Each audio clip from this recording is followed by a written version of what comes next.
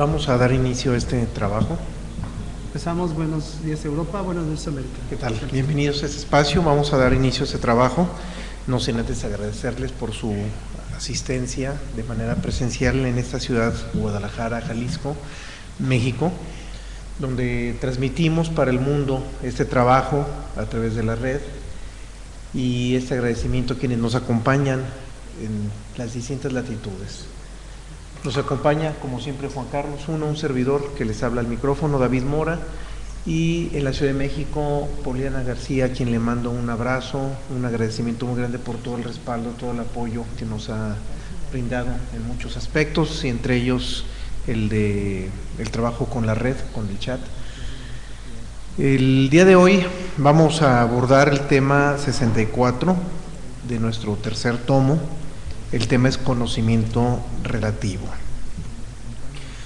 La palabra conocimiento adquiere un significado muy importante para todo el quehacer de la sabiduría. El esoterismo en sí utiliza mucho este término de conocimiento, y en todas las tradiciones, desde la tradición hebrea, donde aparece una cita que nos dice: mi pueblo se pierde por falta de conocimiento. Y la ausencia de conocimiento, el vacío de conocimiento, es evidente que siempre va a tener como consecuencia la perdición. La perdición, que significa perderse. Claro, la palabra perdición adquiere muchos significados, pero literalmente significa perderse. Y definitivamente cuando alguien carece de conocimiento se pierde, es indiscutible. Los humanos no conocemos nuestro origen,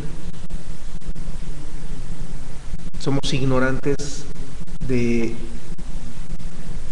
lugar hacia donde vamos y de nuestro origen, pero lo más lamentable, ignoramos quiénes somos.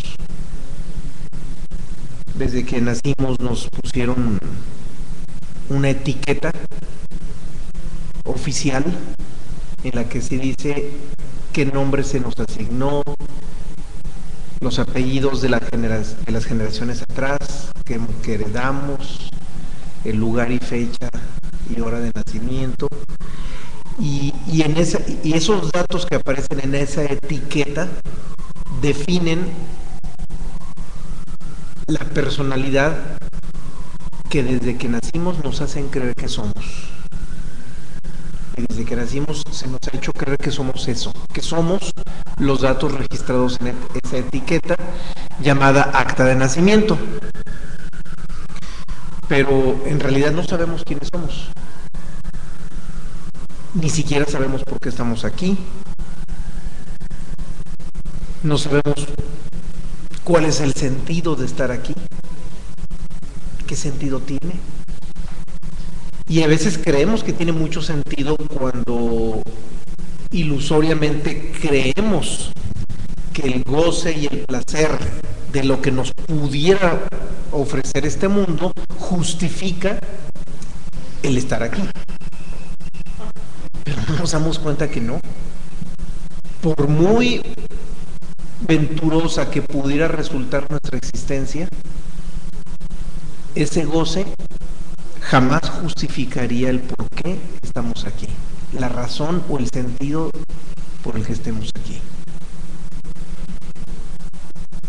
Cité los ingredientes más importantes de los que somos ignorantes.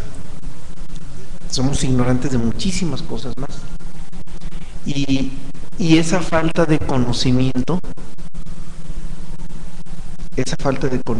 es la que nos ha mantenido dormidos. Pero lo más grave de estar dormidos no es en sí el estar dormidos. Lo más grave es que no sabemos que estamos dormidos. Eso es lo más grave. Bien, igual sucede con la ignorancia. El ser ignorante no es lo más grave. Lo más grave es no advertir que somos ignorantes. Eso es lo más grave. El hecho de que alguien ignore es de alguna manera razonable. Todos podemos reconocer, sé muchas cosas, pero ignoro otras. Y eso nos da consuelo. Porque como vemos que todo mundo sabe cosas, pero ignora otras, bueno, el que yo sepa algunas cosas y que ignore otras, pues se convierte en algo aparentemente razonable y me permite sentirme cómodo en un mundo en el que ignoramos lo más esencial, y es lo que no nos damos cuenta. Lo más esencial lo ignoramos, y si lo más esencial lo ignoramos, lo que nosotros podamos saber no tiene sentido y no logramos darnos cuenta. Por eso insistí, el ser ignorante no es grave. Lo grave, lo delicado, lo más lamentable es que no somos conscientes de nuestra ignorancia y nos conformamos con ese medio conocer y medio ignorar.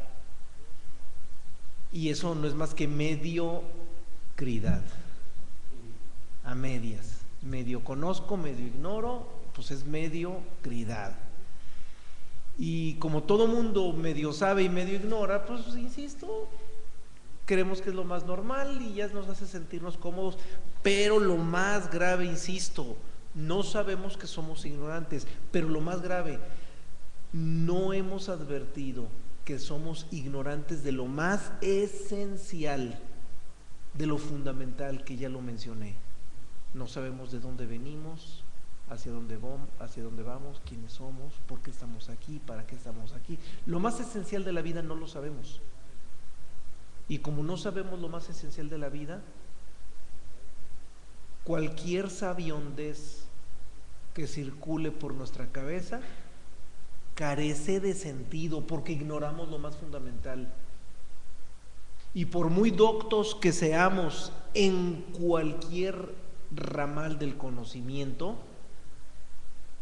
y aun cuando ese conocimiento a nivel doctorado lo tengamos reconocido por una de las mejores universidades del mundo, si no conocemos lo esencial, ese doctorado no es más que un simple adorno. Es un adorno, de nada nos sirve. Es más, podría convertirse en un estorbo, porque el hecho de saber mucho en ese ramal del conocimiento nos distrae a tal grado que creemos que sabemos más que cualquier otro humano porque tenemos un reconocimiento más elevado, y nos distrae lo suficiente para que no nos preocupemos por investigar lo más fundamental de la vida. Entonces, esas sabiondeces, reconocidas o no reconocidas oficialmente, pero mientras sean sabiondeces, terminan convirtiéndose hasta en estorbo cuando, porque no nos permiten advertir que somos ignorantes de lo más fundamental de la vida. Bien, ¿por qué estoy hablando de esto? El tema de hoy es conocimiento relativo, pero también hay un conocimiento absoluto. Entonces, lo primero, antes de entrar a este tema, es importante que nos demos cuenta que más allá de nuestra mediana ignorancia o de nuestro mediano conocimiento, más allá de la medianez en que conocemos o ignoramos, tenemos que ser conscientes de que ignoramos lo más fundamental de la vida. El aspecto más fundamental de la vida lo ignoramos, y lo más lamentable no es solamente que lo ignoremos, sino que no nos damos cuenta que lo ignoramos. O sea, ni siquiera hemos advertido que lo ignoramos. Ahora, ¿con qué se llena la ignorancia? Con el conocimiento. Pero hay que distinguir dos tipos de conocimiento. Antes de hablar del conocimiento, tenemos que distinguir dos tipos de conocimiento. Uno, el conocimiento accesible a nuestra mente. Otro, el conocimiento fundamental, absoluto y pleno de nuestro origen y de nuestra naturaleza y de nuestra esencia. El primero lo llamamos conocimiento relativo, porque nuestra mente solamente puede concebir lo relativo, y al otro le llamamos conocimiento absoluto, que tiene que ver con esa esencialidad. Bien, le vamos a dedicar 2 horas a cada uno de los dos. El tema de hoy es conocimiento relativo, y el tema que vamos a abordar la próxima semana, en este mismo día jueves, va a ser conocimiento absoluto. Evidentemente, hablar de conocimiento relativo no es tan complejo, no resulta tan complejo, porque como nuestra mente solamente asimila el conocimiento relativo, pues basta con hablar de lo que somos capaces de asimilar, o basta con hablar de la naturaleza del conocimiento que podemos asimilar. Entonces no es tan complicado, pero cuando nos toque hablar del conocimiento absoluto, ahí es donde ya entramos en complicaciones, porque estamos hablando de un conocimiento vinculado con la naturaleza del ser, y siempre que hablamos algo que tenga que ver con el ser, vamos a meternos en complicaciones, porque es hablar de algo que rebasa nuestra capacidad cognitiva. Por lo pronto, el día de hoy vamos a introducirnos en el conocimiento relativo, y en este mundo, bueno, empecemos por entender la relatividad. La relatividad hace referencia a todos los puntos intermedios que hay en dos extremos duales. La dualidad, cuando llega a extremos totales o absolutos, nos manda la polaridad. Pero antes de la polaridad hay muchos grados. Por eso hablaba hace unos minutos de medio conocemos y medio ignoramos, porque estamos en medio de toda esa gradación, y todos esos grados constituyen la relatividad.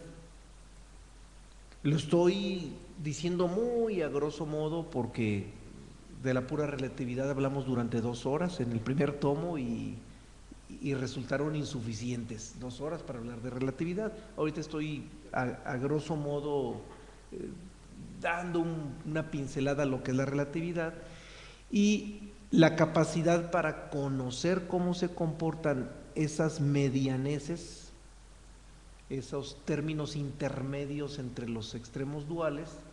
Eso es la relatividad, y eso es lo que nosotros normalmente concebimos y con lo que interactuamos. Los extremos absolutos de la dualidad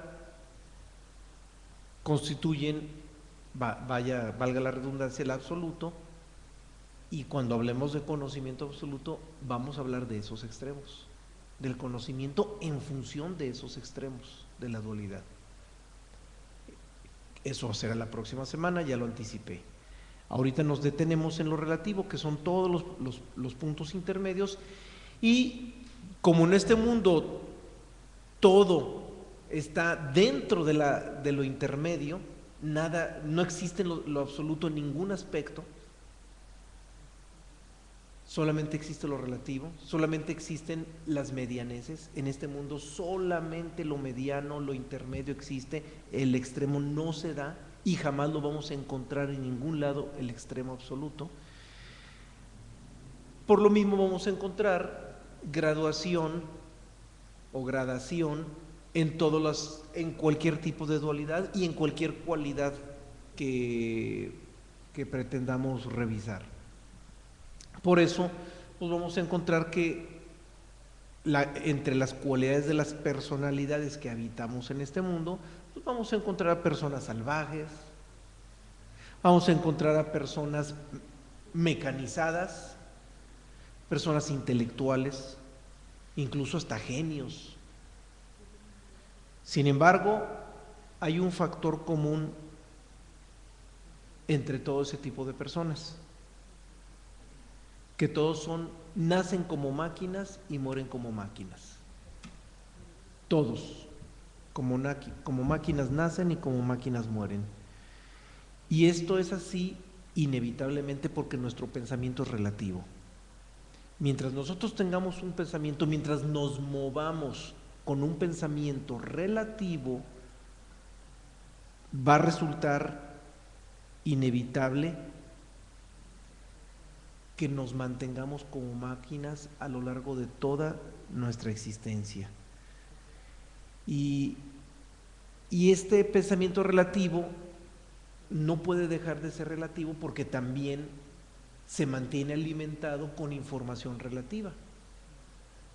¿Quién le da la información al pensamiento? Los sentidos. Y toda la información que recibe el pensamiento a través de los sentidos es relativo y por lo tanto todo el conocimiento que fluye a través de nuestra mente también va a ser relativo y ese conocimiento siempre va a mantenerse ajeno a la esencialidad, porque la mente solamente va a entender los fenómenos que parecen ser, pero no son. Y la mente está tan adaptada a la comprensión de los fenómenos que parecen ser, pero no son. Si la mente, por alguna circunstancia, tuviera su acceso a la percepción de la realidad absoluta, la mente no la entendería. Sería incapaz de entenderla, porque no está facultada para ello. Bien, vamos a la primera cita. Vamos a empezar ya a abordar el tema de lleno con la primera cita. Para quienes nos acaban de sintonizar, estamos hablando de conocimiento relativo. A ver, antes de esa cita vamos a escuchar un comentario en Guadalajara. Sí, gracias David. Hoy es el Día Internacional del Libro. Sí. Entonces a mí me tocó, bueno, trabajo en la Feria Internacional del Libro, me tocó estar en la Rambla Cataluña. Entonces el libro que se eligió para lectura el día de hoy fue Alicia en el País de las Maravillas, un libro, bueno, colmado de metáforas y de una profundidad extraordinaria. Exactamente. Sí. Yo estaba platicando con un muchachito jovencito, chiquillo. Entonces él me decía, oiga señora, explíqueme, bueno, a mí, yo estaba ahí también por la Alianza Francesa, entonces me dice, de la anécdota de el libro de Antoine de Saint-Exupéry, que es El Principito. Entonces yo le decía, mira, en cuanto le dije la frase clave, lo esencial es invisible a los ojos del hombre, me soltó cualquier tipo de palabra con una profundidad que me ha llegado al alma. O sea, un muchachito tan joven, tan hermoso, pero tan lleno de sabiduría para su edad. Fue tan satisfactorio, valió la pena el día de hoy, todo mi trabajo, por esos momentos. Sí, en este momento la humanidad se está polarizando. Las masas se están haciendo cada vez más mecánicas, pero eso a su vez, en el lado opuesto, ha permitido que algún sector de la humanidad se meta de lleno en la búsqueda de la verdadera sabiduría. Sí, yo de plano, o sea, yo le dije, oye, ¿qué estudias? ¿Dónde estudias? ¿Qué haces? No sé qué, pero parece que él traía algo de escuela por los padres. Es muy probable, es muy probable. Y yo también le comenté, le dije, bueno, por supuesto yo había leído el tema tuyo, entonces le comenté, le hice referencia al evento que se conmemora mañana, tristemente, son los 100 años del primer genocidio del siglo XX, que fue el genocidio armenio por el imperio turco, o el imperio otomano, pues. Entonces, yo le hablé justamente de, ahora sí que los opuestos, los polos, y le dije, ¿tú qué piensas de una sociedad que está dormida? Y el muchachito me contestó y me dijo, pues usted lo está diciendo, señora, dormida. Dormida está, y entonces está operando dormido. Me dejó. O sea que hoy aprendí más que nunca, ¿eh? Sí, es que toda la historia del hombre habla de una sociedad dormida. Qué tristeza. Toda la historia del hombre es absurda. Todos los acontecimientos de la historia del hombre son absurdos, es un absurdo tras otro absurdo. Qué paradoja. Y eso es precisamente porque la sociedad, colectivamente hablando, está dormida. Sin embargo, no hay que olvidar que las perlas se cultivan en el lodo, en el fango. Entonces, entre más se adormece una sociedad, más posibilidades se dan de que broten perlas. Y eso no es más que el principio de polaridad. Para que broten perlas tiene que también darse como condición que la sociedad llegue a extremos de locura, a extremos de adormecimiento. Y ahorita la sociedad está llegando a extremos de adormecimiento, pero se están generando perlas. Claro. Gracias. Y eso no hay que perderlo de vista. Es principio de polaridad, así es. Es ley universal, al final de cuentas. Gracias. Bien, la frase con la que vamos a arrancar el día de hoy es de Chuang Tzu. La cita, es una cita muy interesante, interesantísima para arrancar el tema. Dice así: en el mundo, cada uno sabe lo suficiente para perseguir lo que no sabe, pero nadie sabe lo suficiente para perseguir lo que ya sabe. Me voy a detener aquí y lo voy a repetir, porque esta primera oración parece enredosa, pero no, es muy clara y muy objetiva. Incluso está utilizando las palabras más claras que pudieron haberse empleado. La voy a repetir, ya no me detengo, la leo completa y al final comentamos este pequeño detalle. Vuelvo a repetir: en el mundo, cada uno sabe lo suficiente para perseguir lo que no sabe, pero nadie sabe lo suficiente para perseguir lo que ya sabe. Cada uno sabe lo suficiente para condenar lo que considera que no sirve, pero nadie sabe lo suficiente para condenar lo que ya ha aceptado como bueno. Así es como llega la gran confusión, empañando el brillo del sol.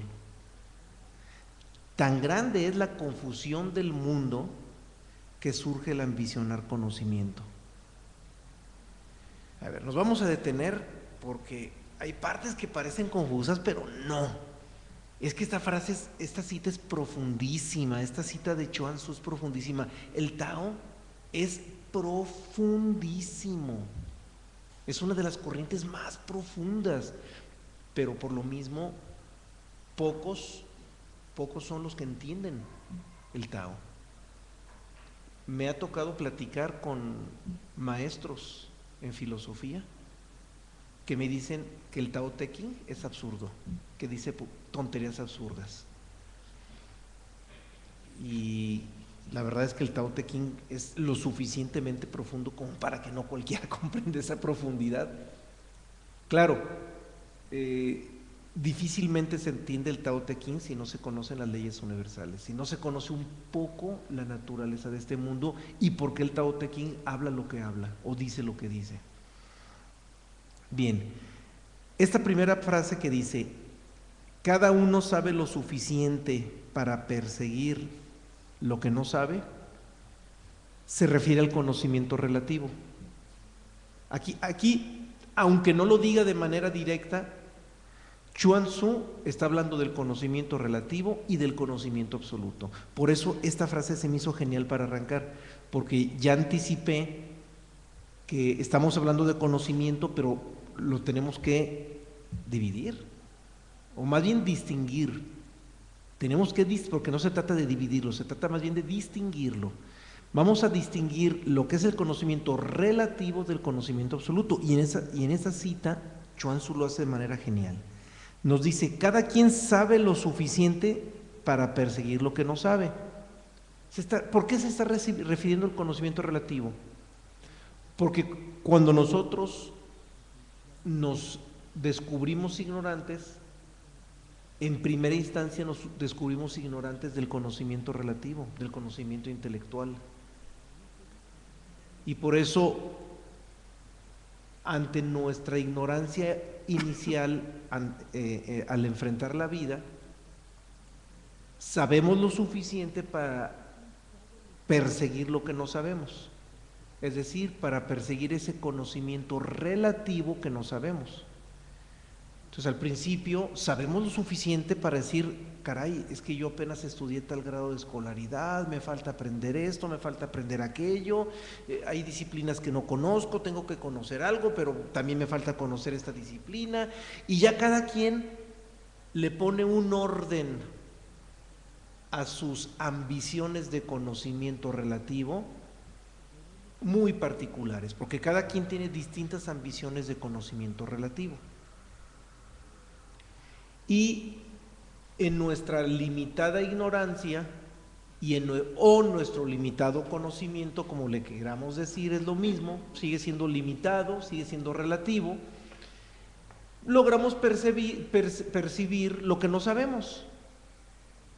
Ah, caray, pues yo ya estudié mucho de arte en esos aspectos, pero de ciencia me falta aquello, y quizás de filosofía aquello, o de ciertas tecnologías no conozco esto, aquello, y ya pues, armamos nuestro esquema y adelante. Hasta aquí está hablando Chuang Tzu de conocimiento relativo.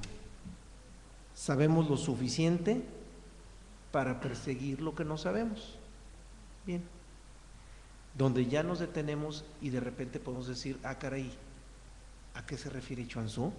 Cuando dice, pero nadie sabe lo suficiente para perseguir lo que ya sabe. ¿A qué se refiere? Al saber absoluto que lo tenemos en el corazón, en nuestro ser. Nadie sabe lo suficiente para perseguir lo que ya sabemos. En nuestro ser ya sabemos, en nuestro ser ya tenemos registrado el conocimiento absoluto de la verdad suprema, de la esencialidad. Pero no sabemos lo suficiente para perseguir lo que ya sabemos, lo que ya llevamos dentro. Entonces, solamente en estas primeras líneas de esta cita, ya está haciendo Chuang Tzu una distinción maravillosa entre el conocimiento relativo y el conocimiento absoluto, pero no solamente los está distinguiendo, está planteando el absurdo del hombre. Ya mencionamos ahorita que la historia de la humanidad, la historia del hombre ha sido un absurdo. Toda la historia del hombre es absurda. Bien, pues la historia de cada uno de nosotros en lo individual es también igualmente absurda. Cada uno de nosotros vive un absurdo paralelo y en correspondencia con el absurdo de toda la historia de la humanidad. Cada uno de nosotros. Y el primer gran absurdo lo mencioné cuando iniciamos esta exposición, que no seamos conscientes de nuestro origen. La humanidad es muy estudiosa de su historia, pero no conoce el origen del hombre. A duras penas se sabe que nuestro origen está en los primates africanos. A duras penas se sabe eso, pero la historia del hombre o la capacidad del desarrollo antropológico del hombre no ha permitido ni siquiera saber por qué esa raza de primates evolucionaron en hombres. No saben por qué, saben que de ahí viene la raza humana, pero no saben por qué evolucionó estrictamente ese tipo de primates. Y el no saber por qué evolucionó ya implica que no sabemos nuestro origen. La sabiduría universal nos dice que evolucionó precisamente porque microcosmos o chispas originales se introdujeron en esos primates y propiciaron ese fenómeno evolutivo que la naturaleza por sí misma jamás le hubiera permitido a esos primates. Los mecanismos naturales de esta vida biológica de este planeta no le hubieran permitido a los primates evolucionar en lo que ahorita conocemos como hombre. Fue una evolución acelerada y además artificiosa incluso, pero fue por un factor externo al planeta. Nosotros no somos de este mundo, nuestro ser original no es de este mundo. Entonces fue un factor externo al planeta el que propició esa evolución. Y así como la humanidad de manera oficial no conoce el porqué de la evolución, conoce la evolución, pero no el porqué de la evolución, igual nosotros individualmente pues sabemos dónde nacimos y qué nombre nos dieron, pero no sabemos por qué llegamos aquí. El por qué no lo sabemos, mucho menos el a dónde vamos. Para que nos demos una idea de lo forzada y acelerada que fue la evolución, si nosotros trazamos la historia del planeta Tierra a lo largo de los 365 días del año, la presencia del hombre en este planeta corresponde a los últimos 3 minutos. ¿Fue o no fue acelerada la evolución? Y los primates ya tenían existiendo millones de años. Sin embargo, la evolución es aceleradísima, fue muy repentina, fue algo extremadamente repentino. Ahora, si la historia del hombre corresponde a los últimos 3 minutos, imaginemos la presencia del hombre ya constituido como civilización, de lo que solamente se tiene registro de los últimos 10,000 años. Pues no corresponde más que a los últimos segunditos del planeta Tierra con relación a una cronología trazada en un año. Entonces, nuestra presencia es algo extremadamente repentino en este planeta, pero no somos conscientes de ello. Vivimos como si este planeta hubiera estado poblado desde que se constituyó como planeta. Así vivimos como si así fuera. O sea, nuestra ignorancia tal es que vivimos como si así hubiera sido y no logramos ni siquiera advertir o descubrir qué nos está diciendo la naturaleza al darnos cuenta que la humanidad en este mundo constituye un último chispazo de la vida del planeta. Así, un último chispazo, ¡pum!, algo que de repente le pasó al planeta. Y eso lo ignoramos. Bien, pues así como la humanidad ignora todo esto, la esencia y el porqué de su origen, individualmente también lo ignoramos. Y ante esa ignorancia, nosotros nos conformamos, replanteando las palabras de Chuang Tzu, nosotros nos conformamos con saber lo suficiente para perseguir lo que no sabemos. Es decir, para perseguir lo que otros sí saben pero que nosotros no sabemos. Es que ese es el conocimiento relativo. O sea, solamente tenemos la suficiente lucidez para perseguir lo que otros ya saben y que nosotros no sabemos. Y con eso nos conformamos. Con esa limitación de saber nos conformamos.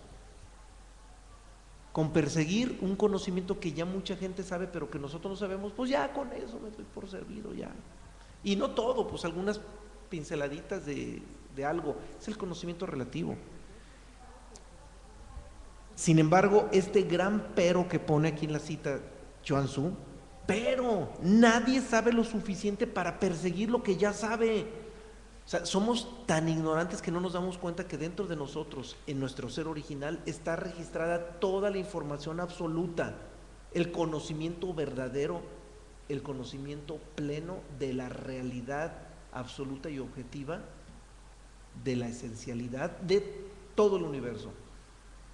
de la esencialidad original del universo, porque el universo no está plagado del saber, el universo es proyección de ese saber, y en nosotros internamente está registrada la esencialidad de ese saber en relación al origen de todo, al origen de todo. Y eso los libros universales lo dicen, no son palabras mías, no son suposiciones mías, es estrictamente lo que los libros universales nos dicen. Y termina la frase de Chuang Tzu diciendo que es tan grande la confusión del mundo que surge el ambicionar de conocimiento. ¿Sí? Efectivamente, los humanos ambicionamos conocimiento como ambicionamos muchísimas cosas. El problema es que ambicionamos un conocimiento relativo. Ese es el gran problema del hombre. Lo ambicionamos el conocimiento como, insisto, hemos ambicionado tantas cosas de este mundo. Bien, pues el conocimiento relativo, que también es de este mundo, lo ambicionamos. A ver, el micrófono para que nos escuchen en las redes, repítelo, ¿no? Con el micrófono. Que eso a la vez nos va hundiendo más al sueño. Sí, eso a la vez nos va metiendo más en el sueño, sí, efectivamente. Efectivamente, eso nos mantiene cada vez más dormidos. Y menos nos damos cuenta de eso. Porque estamos ambicionando un conocimiento que no nos va a llevar a ninguna parte. El conocimiento relativo a ninguna parte nos va a llevar. Lo único que nos puede permitir el conocimiento relativo es mantener una supuesta estadía placentera en este mundo. Y digo supuesta estadía placentera porque no sé si alguien pueda calificarla de placentera. Habría que ver si alguien puede calificar de placentera esta estadía por este mundo. Realmente han sido muy contados los momentos placenteros que hemos experimentado aquí, manteniéndonos ambicionando este conocimiento relativo, que insisto, a ninguna parte nos lleva más que a mantenernos aquí bien agarraditos. ¿Por qué? Porque el conocer más en el sentido intelectual nos permite sentirnos engrandecidos en relación a los que conocen menos, y eso nos brinda reconocimiento social y muchas cosas más que lo rodean al propio reconocimiento social. Y con eso nos mantenemos felices creyendo que ya somos alguien especial. Pues sí, somos una máquina especialmente dormida. Es lo único que somos. Bien, vamos a la siguiente cita, que es del Evangelio de Judas, muy, muy interesante también. Bien, esta cita del Evangelio de Judas nos dice: la palabra se oye por un instante y desaparece. Cuando las gentes la van a interpretar, no hay en ellos de esa palabra sino un recuerdo de lo que escucharon. Es posible que algunos le den la razón a la palabra, otros le quiten la razón. Pero ante mi Padre, ni los unos ni los otros tienen la razón, porque el eco de la palabra que han escuchado ya se ha ido. Y queda en ellos, y no queda en ellos sino un recuerdo de lo que han oído. Sin embargo, mi palabra seguirá siendo como la fuente de agua cristalina en la que quien bebiera calmará su sed. Evangelio de Judas. Bien, este evangelio, recordemos que es uno de los evangelios últimos que ha recuperado la humanidad. Es el evangelio de Judas Iscariote. Y este evangelio, si ustedes lo leen y lo analizan, es un evangelio en el cual es una plática directa con los apóstoles. No tiene nada que ver ese Jesús que hablaba a las masas en parábolas y que explicaba cosas como si les hubiera explicado a los niños.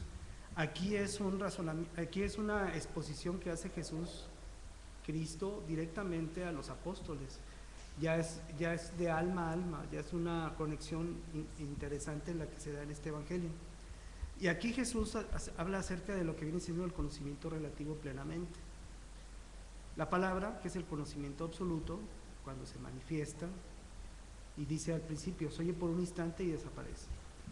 ¿Qué es la idea? La fuerza crística que se manifiesta y que se manifestó en Jesús de Nazaret quedó impregnada en lo que viene siendo la exposición que él hacía a nivel de la palabra. Pero cuando la gente la escuchaba inclusive los mismos apóstoles, y trataban de interpretarla. Ya cuando utilizaban la mente, dejaba de ser un conocimiento absoluto, dejaba de ser palabra, y se convertía en un conocimiento relativo. O sea, para eso estaban los escribas, para eso quien escribió este evangelio, obviamente que lo que estuvo captando y tratando de poner en lo que viene siendo esta alocución que hacía Jesús hacia los apóstoles, definitivamente a la hora de plasmarlo en un lienzo, en un libro, estaba plasmando el conocimiento relativo de lo que trató de interpretar y razonar de lo que se había dicho, inclusive utilizando el lenguaje. Es por eso que en la segunda estrofa Jesús dice, es posible que algunos le den la razón a la palabra, otros le quiten la razón. O sea, aquí ya depende de la interpretación que tenga cada persona al momento de escuchar la palabra. Ni uno ni los otros tienen la razón, porque el eco de la palabra que han escuchado ya se ha ido. ¿Cuál es el eco? La palabra y el eco es una vibración, la vibración crística, el Cristo, el conocimiento absoluto. Ese eco y esa fuerza que se manifiesta en Jesús de Nazaret, que es el Cristo, que en ese momento se manifiesta, en realidad se está manifestando a nivel espiritual. Ya cuando pasa a la mente, ya cuando se rotula en un lenguaje, ya nomás queda lo que es la parte del conocimiento relativo, que de hecho pues es un conocimiento que en realidad nos da la idea de lo que estuvo pasando y sucediendo en esos momentos. Pero independientemente de ello, ya al final nos dice algo muy interesante, que dice, sin embargo, mi palabra seguirá siendo como la fuente de aguas cristalinas en la que quien bebiera calmará su sed. Quiere decir que esta palabra, que esta manifestación crística, que esta fuerza crística queda permanente. La cuestión es sintonizarnos espiritualmente con ella. Y quizás a lo mejor una de las formas de sintonizarnos primero es, pues obviamente como personalidad y como buscadores, comprender la palabra, comprender lo que está escrito, que es lo que nos lleva directamente a lo que es la parte esencial de lo que es una cita, lo que es este libro, mas sin embargo, la conexión directa ya se da a nivel del espíritu. La conexión directa con el Cristo, la conexión directa con lo que es la manifestación de esta fuerza. Es por eso que dice, quien bebiera calmará su sed. Quien tenga la intención de conectarse y sabiendo que es un conocimiento relativo y que más allá del conocimiento relativo en realidad está la manifestación de la fuerza del Cristo, que al final de cuentas cuando Él se retira dice, yo me tengo que ir, pero les dejo el Espíritu Santo, que es la fuerza que permanece viva y en contacto con el ser humano y con todos los que queramos beber de esa agua. Es inevitable que al hablar de conocimiento relativo tengamos que contrastarlo con el conocimiento absoluto. Por eso cuando leamos algunas citas hay que entenderlo así. Tenemos que contrastarlo, tenemos que de repente referirnos al absoluto para contrastarlo con lo relativo. Igual cuando hablemos la próxima semana del absoluto también vamos a retomar el relativo para poder asimilar mejor la naturaleza de cada uno de los dos conocimientos. Volviendo nuevamente a lo relativo, este tipo de conocimiento en el hombre, estrictamente hablando, sucede, acontece. Pero el hombre natural se mantiene en la ilusión de creer que él genera ese conocimiento. Y ese es uno de los aspectos más sutiles de la ignorancia del hombre, incluso de los aspectos más sutiles que el hombre por su ignorancia pudiera descubrir. Porque el hombre cree que genera sus ideas y entre más ilustrado y más conocimiento tiene el hombre, más se jacta y más se enorgullece de lo que sabe. Pero el hombre no se da cuenta que por mucho que sepa, es algo que le sucedió, no es algo que él hizo. Porque los hombres somos máquinas, vivimos como máquinas, estamos expuestos plenamente a la ley, al fluir de la ley. Los hombres ni siquiera gozamos de libre albedrío. Gurdjieff en sus planteamientos del cuarto camino lo decía de una manera extremadamente enfática. El único problema es que Gurdjieff no tenía ingredientes científicos para comprobar que el hombre ni siquiera tiene la capacidad de gozar del libre albedrío, porque la mente del hombre está plenamente condicionada por infinidad de factores externos. Entonces la mente ni siquiera piensa en sí misma ni por sí misma. En la mente fluyen los pensamientos que le van sucediendo, que le van aconteciendo. Pero un siglo después de que Gurdjieff lo dijera, aunque no lo comprobara, ahora de una manera muy clara y en base a la física cuántica, en base a la ciencia, en base a los fenómenos físicos, nos lo viene a dejar escrito este físico inglés Stephen Hawking. En el último libro que publicó, le dedica un capítulo a esto precisamente. Todos nuestros pensamientos que fluyen por la mente fluyen como corrientes de fluido electromagnético. Es un fenómeno estrictamente electromagnético el pensamiento del hombre. Y el electromagnetismo está sujeto plenamente a las leyes naturales, a las leyes universales. Por lo tanto, hasta nuestros pensamientos están sujetos a todas y cada una de las leyes universales. Por lo tanto, el hombre no piensa. El hombre, bueno, sí piensa, pero el hombre no genera los pensamientos. Todos los pensamientos le suceden al hombre, más allá de su supuesta voluntad. Todo le sucede, todo nos sucede. Nosotros no pensamos lo que queremos pensar. Nosotros pensamos lo que a través de la disposición de la ley sucede. Y esto, insisto, lo planteaba como una tesis fundamental del sufismo Gurdjieff. Ahora ya queda planteado desde la ciencia. Sí, escuchamos. Sí, diciendo tú de hace 100 años, justamente una de las lecturas de hoy, el libro elegido de este año fue en la Rambla Cataluña de la Universidad de Guadalajara, de Lewis Carroll, Alicia en el País de las Maravillas, que bueno, de hecho consideramos que no está bien traducido, pero bueno. Justamente en algunos pasajes yo capté términos de electromagnetismo. Y ese libro se escribió, ¿cuándo fue? En 1800. Sí, antes que Gurdjieff. Exactamente. O sea, hay que leer eso. Hay que leerlo, sí. Sí. Sí, qué bueno que nos das este dato. Gracias. Bien, entonces, el humano, creemos que pensamos, creemos que generamos pensamientos, creemos que generamos las ideas, y no, en realidad todo nos sucede. Todo el conocimiento relativo que fluye por nuestra cabeza nos sucede, nosotros no lo generamos. Se va generando, sí se genera, pero no se genera por voluntad propia de nosotros, se genera por la disposición o por las condiciones en que van operando las leyes universales. El hombre no es capaz de generar ni siquiera una acción libre.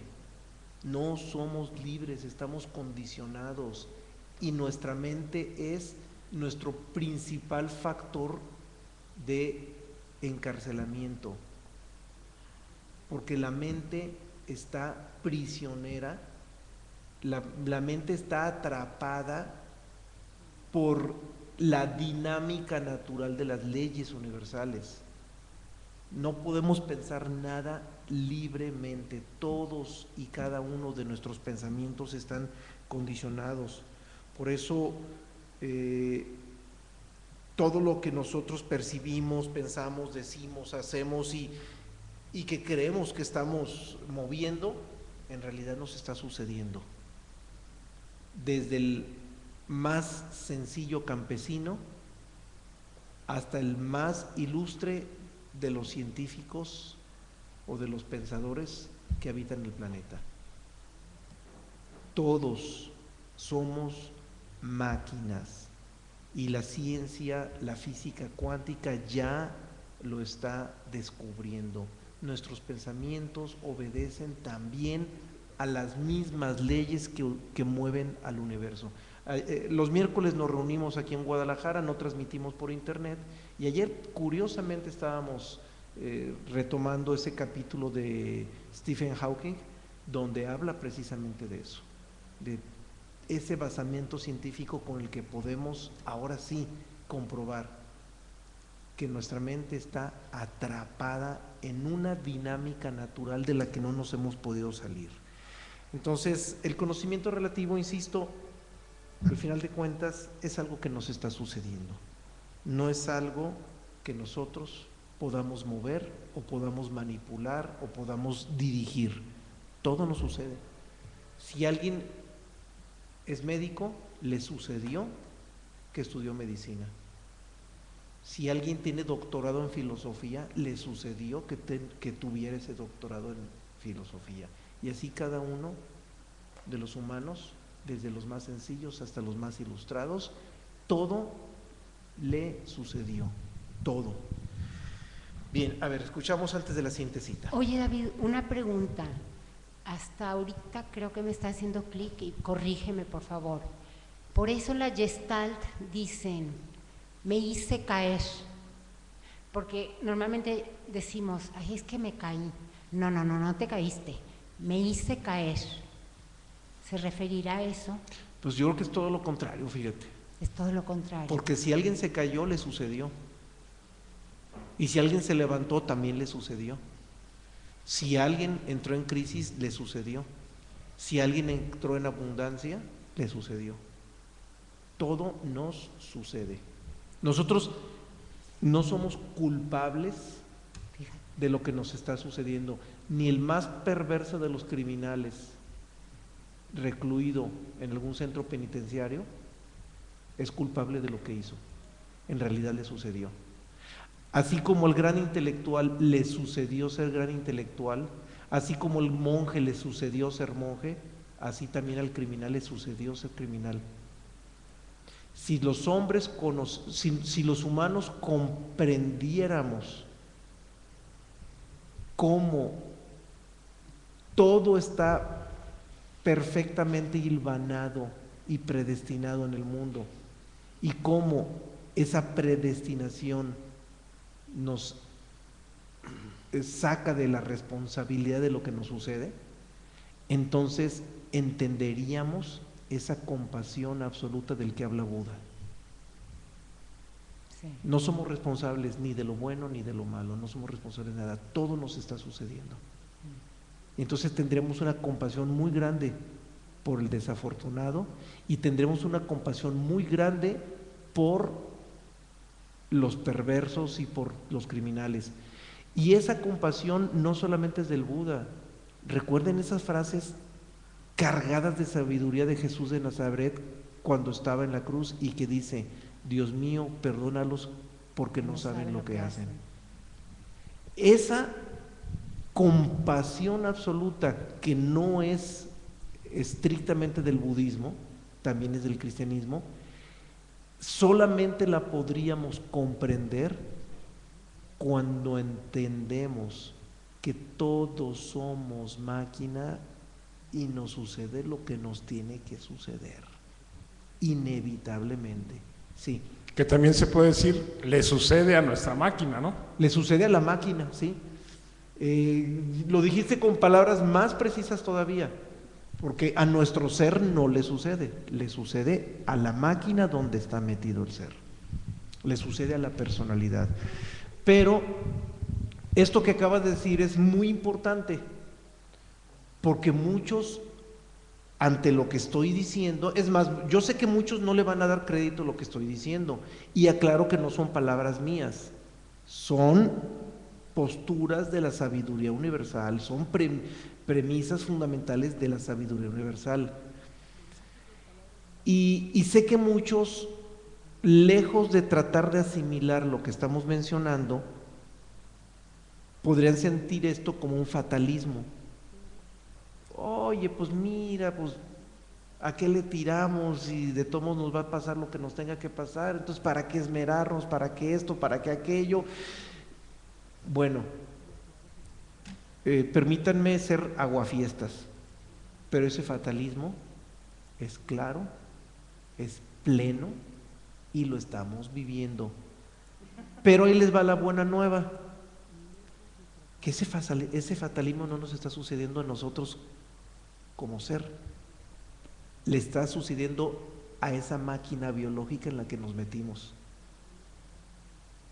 Si nuestro ser se metió en esas máquinas biológicas, esto no constituye más que un objeto de observación para nuestro ser, para nuestro verdadero ser. O sea, todo ese drama que le toque vivir a cada uno de nosotros en lo individual o a la humanidad en lo colectivo, todo ese drama no es más que un objeto de observación para nuestro verdadero ser. Entonces, lo que pudiera ser un gran fatalismo, que como fenómeno existencial, discúlpeme, pero así es, y no hay ni para dónde movernos, porque ya hasta la ciencia lo comprobó. Esa predestinación ya está comprobada hasta por la ciencia. Las leyes universales ya son el objeto de estudio más profundo y más esencial de la propia ciencia, para nuestra gran fortuna hoy en día. Entonces, ese fatalismo es pleno. Hay que aceptarlo, hay que asimilarlo. Pero, ¿cuál es la mejor manera de asimilarlo? La manera más sabia. Si ya llegamos a este extremo de entender ese extremado fatalismo de la existencia, bueno, entender que todo esto no es ni siquiera la realidad. Entonces, ¿por qué nos vamos a preocupar por algo que no es la realidad? O sea, tenemos que entender, definitivamente la existencia es un fatalismo total, es absurda para donde la miremos, y lo más absurdo que podemos mirar como extremo de lo absurdo, es que todo lo que nos va a suceder ya está escrito. Y no está escrito por Dios, por favor. No es el dedo de Dios el que lo escribió.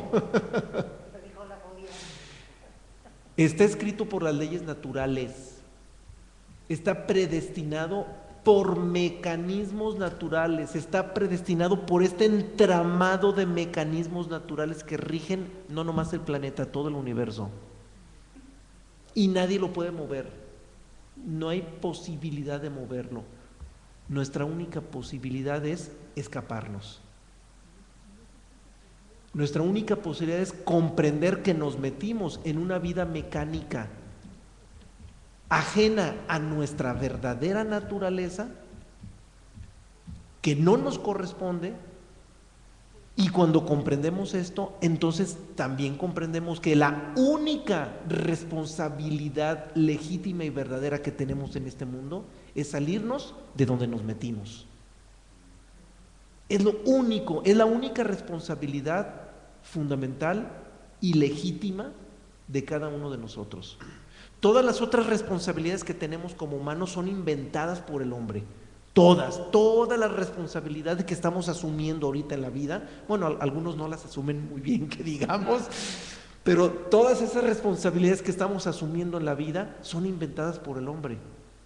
La única responsabilidad fundamental es salirnos de un mundo que no nos corresponde, salirnos de un mundo cuya naturaleza es ajena a la naturaleza de nuestro verdadero ser.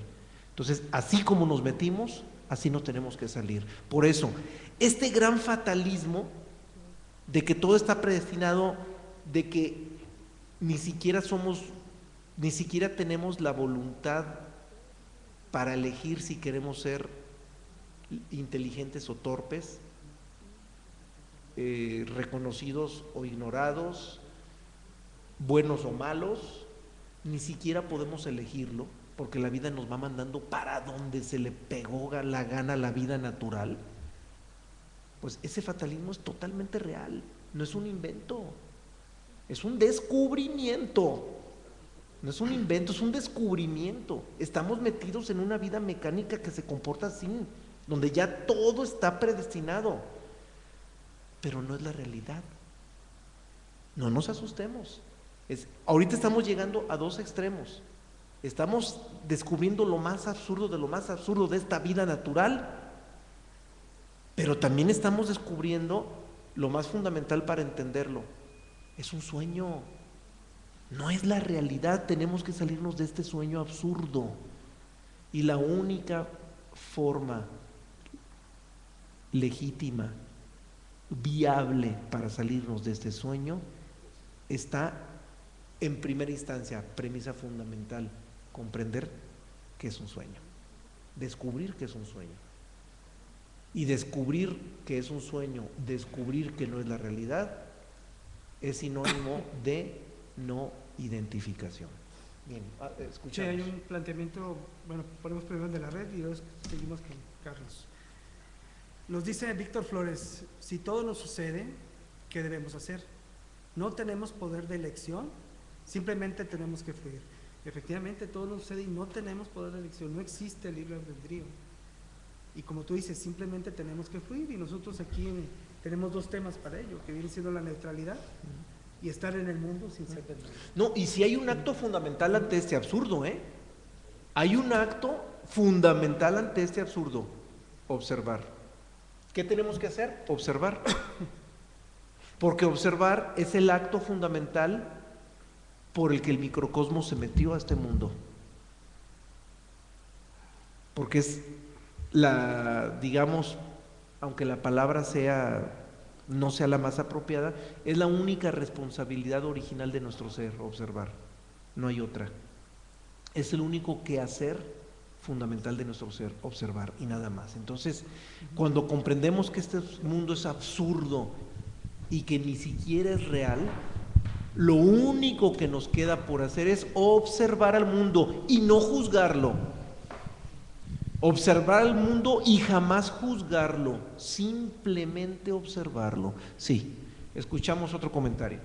No, pues qué bueno que tocan estos temas, porque últimamente me ronda una idea pues muy raro, porque me pongo a dudar un poquito, aún entendiendo sobre esta consideración de la que últimamente nos han compartido, y relacionado a aquella ignorancia de no distinguir, de no discernir entre las dos naturalezas, aunado con esto que nos compartes, de que todo nos sucede. Yo lo puedo entender que por los condicionamientos cualquier cosa pues no viene totalmente libre. Ante ello, si a alguien le sucede que no distinga las dos naturalezas, ya es su destino, ya estaba también, por ello no existe una consideración, porque esa ignorancia de no distinguir entre las dos naturalezas lo lleva a vivir como máquina y muere como máquina.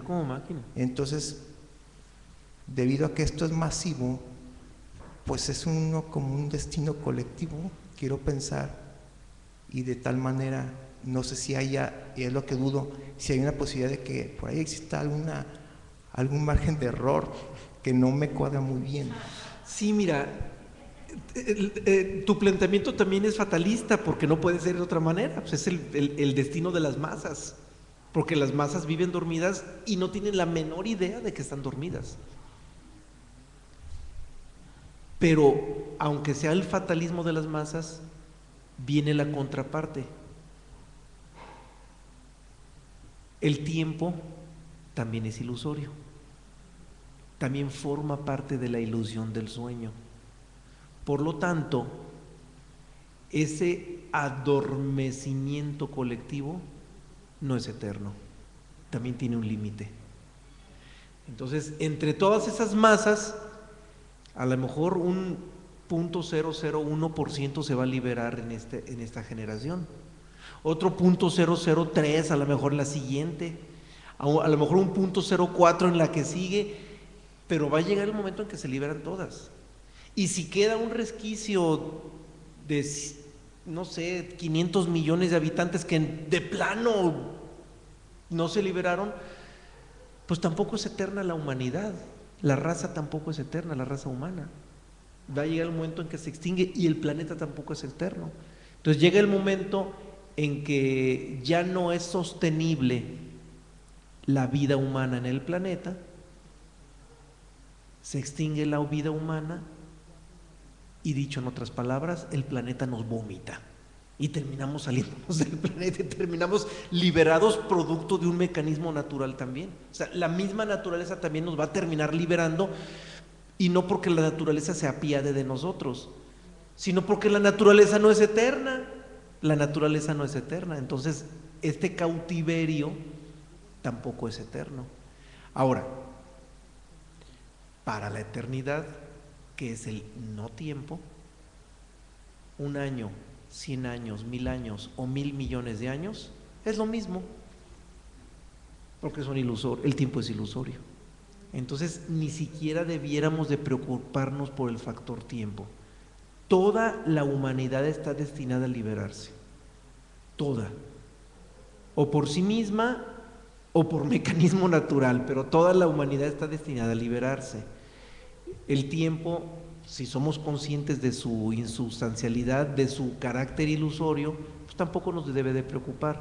Entonces, ante esto siento que lo más razonable es mejor ocuparnos en descubrir la naturaleza del sueño en el que nos metimos. Hay que descubrirlo. No hay que generar expectativas de quién se libera, quién no, cuándo unos, cuándo otros. ¿Por qué? Pues porque ni siquiera tiene sentido. Carece de sentido. Entonces más bien hay que ocuparnos en descubrir en qué nos metimos, por lo pronto. Y lo demás que venga como tenga que venir.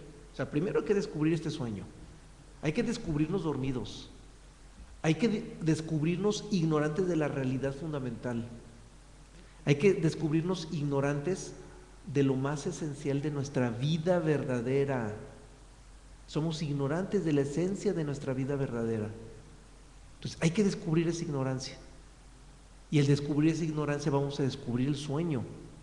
Porque el solo hecho de no sabernos ignorantes implica que estamos dormidos.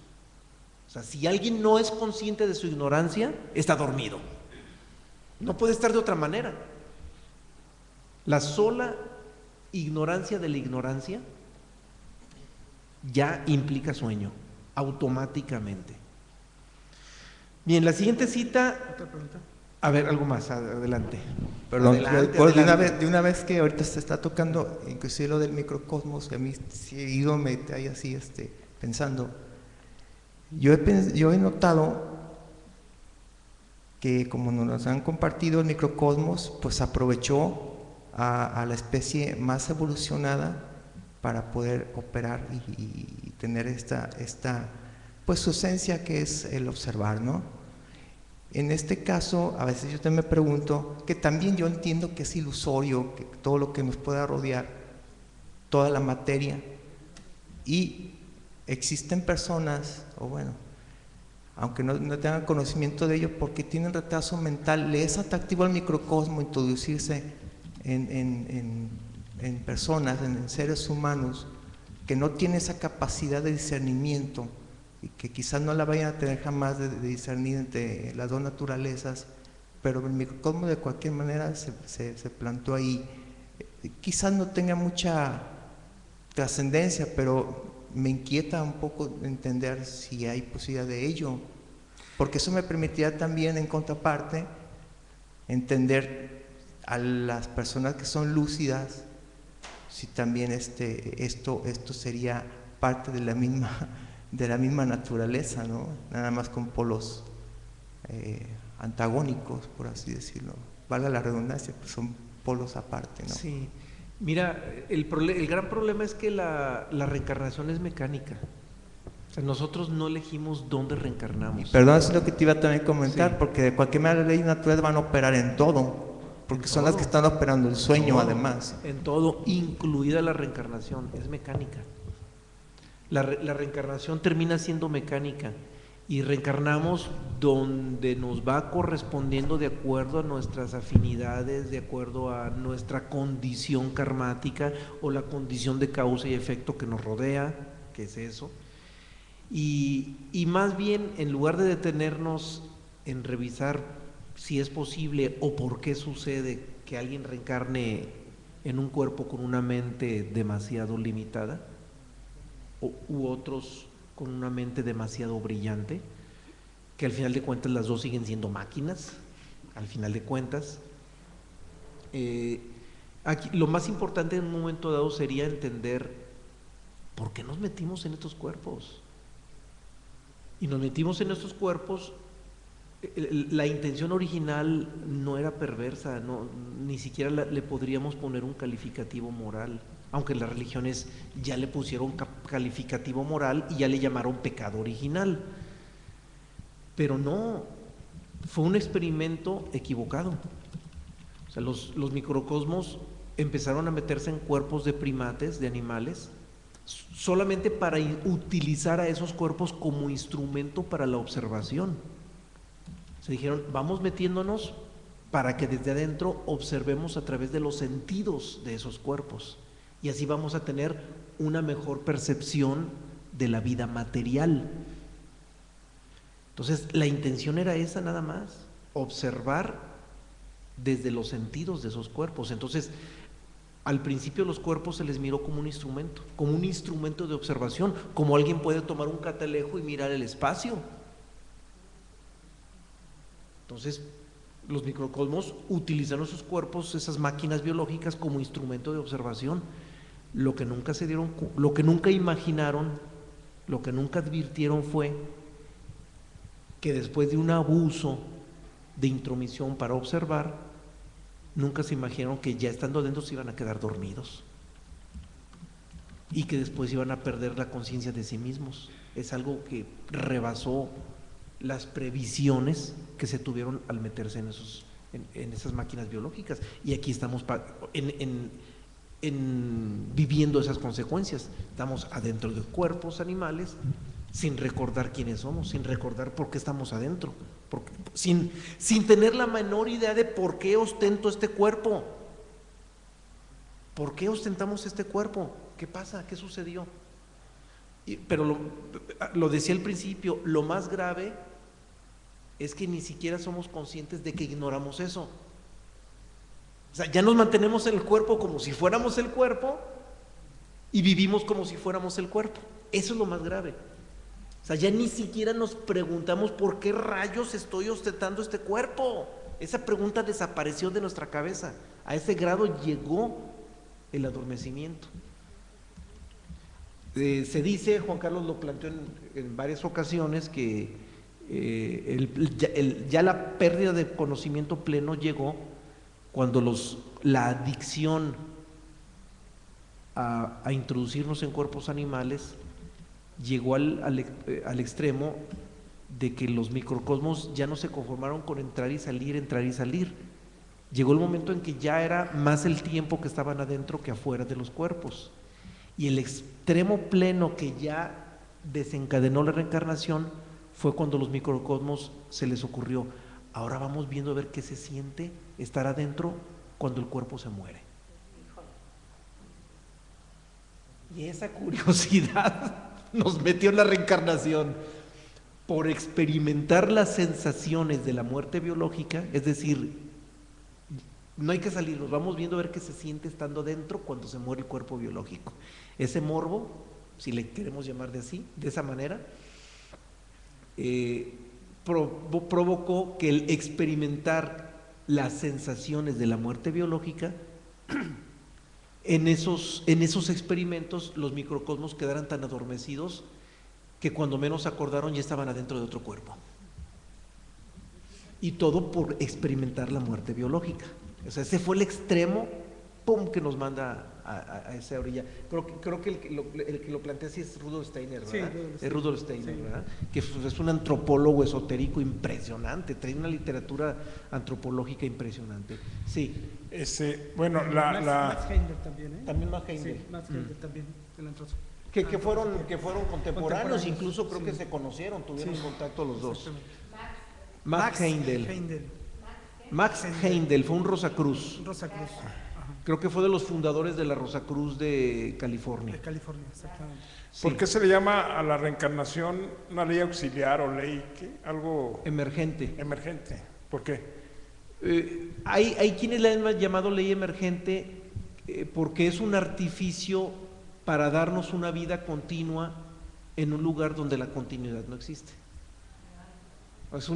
Es un artificio natural que nos permite tener una experiencia continua donde la continuidad no existe. En la vida natural no existe la continuidad. Sin embargo, a través de la reencarnación vivimos una experiencia continua donde no existe la continuidad, en compensación a nuestra verdadera naturaleza, que sí es permanente. Pero por eso le llaman ley emergente, la ley de la reencarnación. Pero bueno, insisto, aquí lo importante es tratar de entender por qué nos metimos. Si nosotros entendemos por qué nos metimos, va a ser más fácil que entendamos cómo salirnos.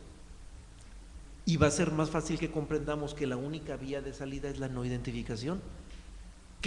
O sea, nos metimos llegando al extremo de creer que somos esa máquina biológica. ¿Cómo nos salimos? Cambiando ese estado, ahora comprendiendo que no somos esa máquina biológica. El solo hecho de comprender que no somos esa máquina ya nos brinda unas oportunidades impresionantes que ni las imaginamos. Esas oportunidades se nos van a ir dando solas, se van a dar solas, solo por el hecho de comprender que no somos esta máquina.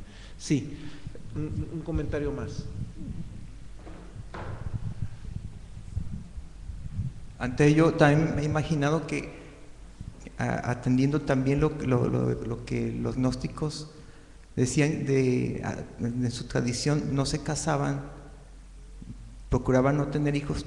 ¿Por qué? Porque se entendían que eran máquinas y para qué construir más máquinas, sería eso, y sería lo conveniente que, sabiendo que somos máquinas, es mejor no generar para no construir más máquinas, porque así somos máquinas que destruimos y que construimos, pero sí, sería mejor no tener hijos, por así decirlo, pues darle continuidad. Aún, y esa es mi duda, aún con ello, los microcosmos van a seguir operando en lo que, yo no entiendo que no en seres humanos, pero que nada más en seres humanos se meten. Sí, pero porque es lo que conocemos, porque claro, el universo es tan vasto que quizás anden haciendo de las suyas por otros lados, ¿no? Bueno, pero por lo menos el conjunto de microcosmos que estamos atrapados en este planeta, no salimos de este planeta, reencarnamos aquí. O sea, no podemos reencarnar en otros planetas. Es nuestra cárcel, este planeta, es nuestra cárcel. No podemos reencarnar en otro planeta. Aquí nos quedamos. Y la única posibilidad es la que he insistido, la no identificación. Comprender que no somos esta máquina, comprender que no somos de este mundo.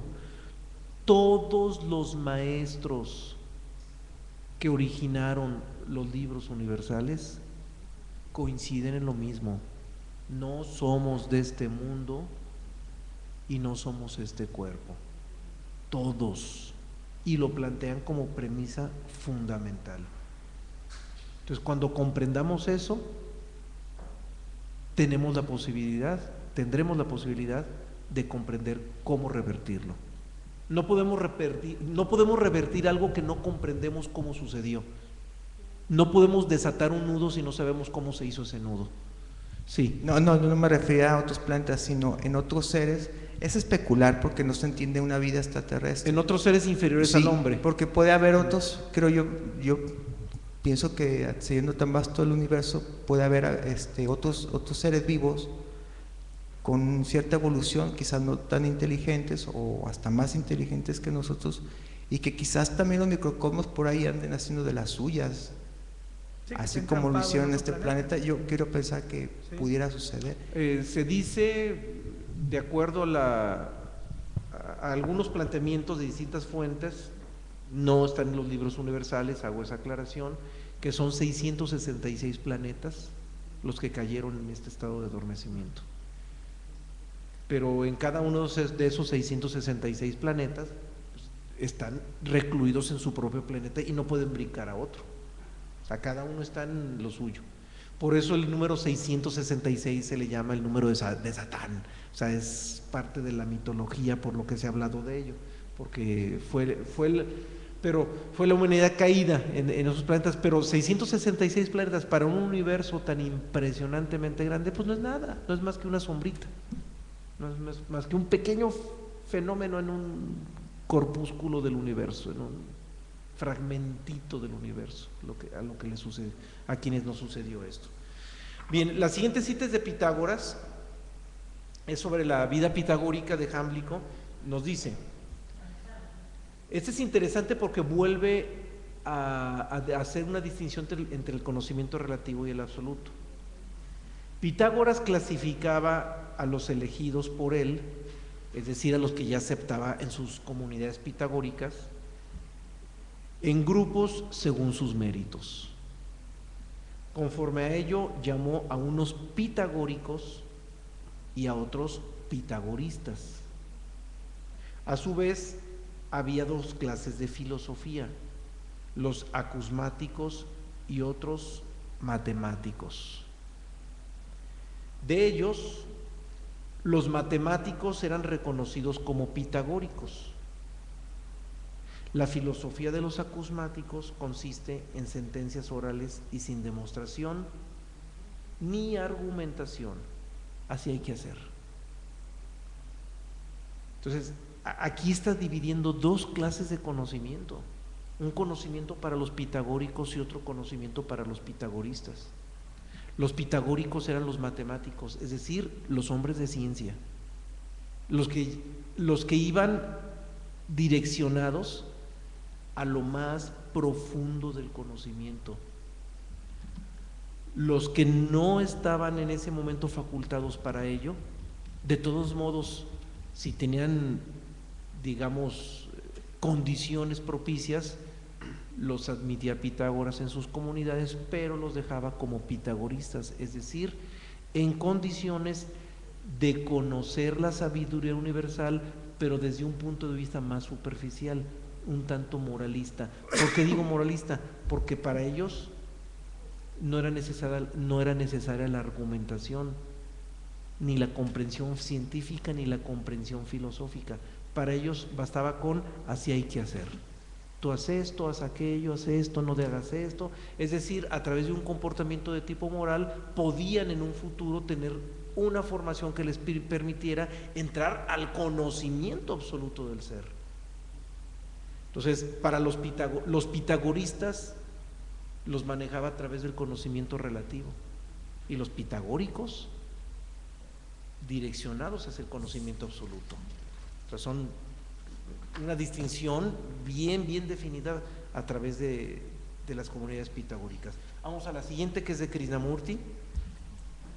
Trate de comprender, no saber, porque es en la comprensión cuando el proceso dual del conocedor y conocido cesa. Bien, aquí habla directamente del conocimiento relativo. Normalmente nosotros como sociedad, desde que nacemos y somos niños, somos preguntones y queremos saber cómo son las cosas, saber cómo es aquello, cómo sabe, cómo huele, qué es lo que tenemos que hacer, cuál es nuestro rol, etcétera, ¿no?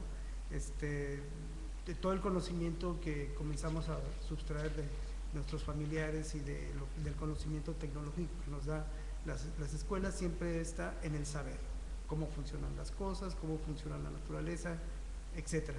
Todo está en el conocimiento relativo de la personalidad. Pero ¿cuándo realmente comprendemos? Cuando vivenciamos. Cuando llega la vivencia pura, cesa la dualidad, como dice Krishnamurti, del conocedor y del conocido. Porque la vivencia, lo que ya te pasa, queda marcado como un de facto, o sea, de hecho. ¿Ya? Sucedió y se acabó. Ya no estás entrando en la dualidad de elección, qué me pasaría esto, qué me pasaría lo otro, etcétera, no. Ya lo que te sucede y lo que llegas a vivenciar lo comprendes, y ya eso queda dentro de lo que viene siendo tu conciencia. Y es por eso que Krishnamurti lo hace la diferenciación entre la comprensión, que es la vivencia pura del conocimiento, y el saber, que es lo que hacemos constantemente los seres humanos y las personalidades que estamos encarnadas. De la misma manera en que planteé que al humano todo le sucede, bien, pues esto también lo debemos trasladar a las masas. Colectivamente también todo es mecánico. hay un pensamiento colectivo, hay una conciencia relativa colectiva y la humanidad como conjunto se mueve también mecánicamente. Entonces los mismos problemas que el hombre en lo individual afronta por su estado de ensoñación y por proceder mecánicamente, igual le sucede a las masas. También proceden mecánicamente y las masas actúan mecánicamente. Por eso los sociólogos lo sostienen con toda justicia: las masas siempre se equivocan. Es una premisa para la sociología: las masas siempre se equivocan, porque las masas reflejan el comportamiento individual y el hombre como individuo también está profundamente equivocado, está dormido. La única diferencia es que el hombre, como máquina individual, si comete un absurdo, probablemente va a haber otra máquina más aceitadita y con mejor mantenimiento que lo detenga, le diga: espérate, tranquilo, ve lo que vas a hacer o ve lo que hiciste. Entonces puede haber otra máquina más sana que le permita advertir lo que está haciendo ese individuo. Pero las masas, ¿quién las detiene? Nadie. A las masas no hay quien las detenga.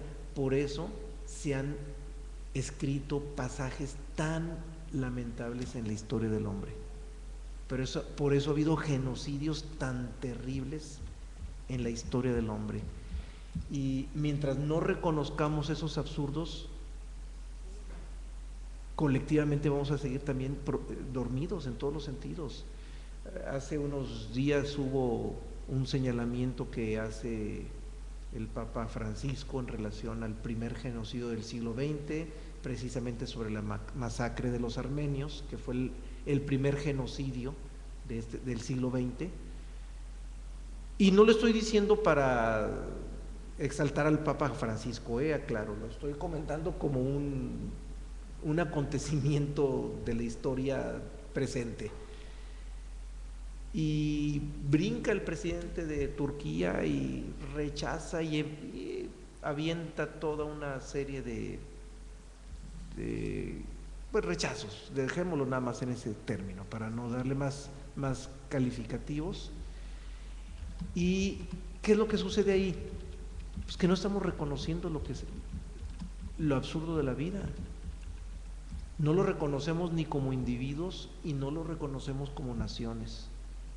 Entonces, el solo hecho de que el presidente de Turquía se niegue a reconocer que hubo un genocidio a causa de un comportamiento mecánico irracional de unas masas que en ese momento actuaron en ese espacio de este planeta, el solo hecho de no admitirlo él como presidente insta a la colectividad turca a que tampoco lo reconozcan. Entonces, este factor se convierte en adormecimiento. Si el hombre quiere despertar, lo primero que tiene que reconocer es que está dormido. Y si el hombre quiere dejar de ser absurdo, lo primero que tiene que reconocer es que se comporta de manera absurda. Si el hombre quiere dejar de ser máquina, lo primero que tiene que reconocer es que la personalidad donde se metió se comporta como una verdadera máquina. Si escuchamos. Oye, David, una pregunta. Entonces, Alemania como grupo, al reconocer el Holocausto durante la Segunda Guerra Mundial, el Holocausto del Tercer Reich, y al compensar, porque hay fondos fuertes, al compensar al judío, al compensar al ruso, ¿eso hace que ellos avancen? Claro. El reconocimiento de un error significa avanzar. Nomás hay que ver hasta dónde llega ese reconocimiento. ¿Y el por qué? Sí. Porque hay muchos intereses. Porque mira, hay que reconocerlo.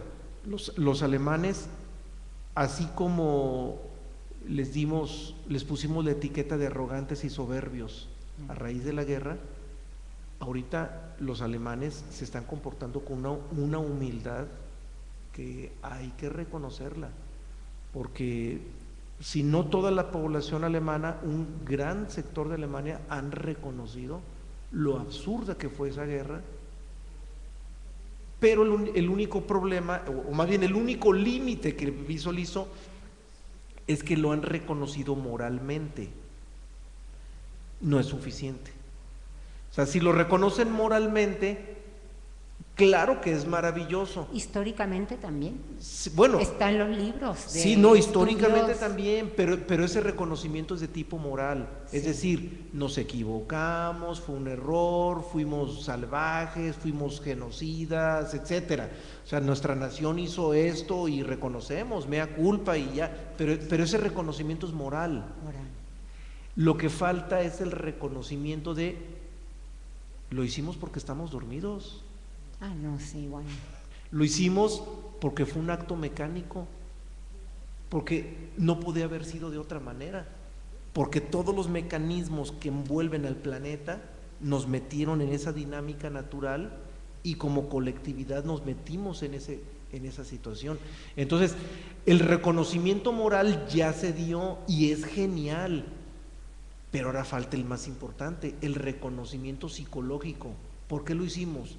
Porque nos comportamos como una máquina, como una gran máquina nacional, y esa gran máquina colectiva hizo todo esto porque está dormida y porque hubo mecanismos naturales que nos arrojaron y que nos orillaron a hacerlo, y no pudo haber sucedido de otra manera. Entonces ahí ya no se reconocen como malos, no. Ahí ya se reconocerían como dormidos, y eso es lo fundamental, es el reconocimiento que todavía falta. Pero no estamos preparados, no estamos preparados. La humanidad, colectivamente hablando, no está preparada para reconocerse como dormida.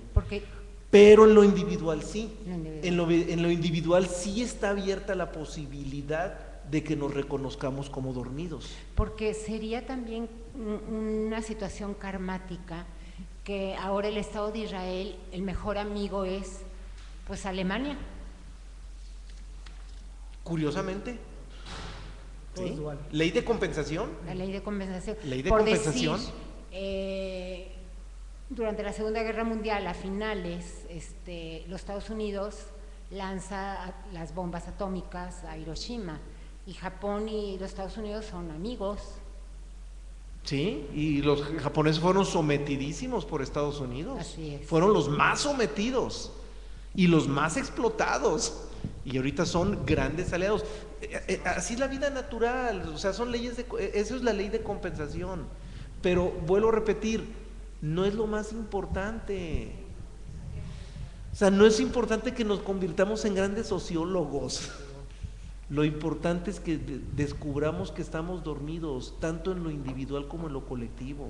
Y entender que para que haya un despertar colectivo, está en chino.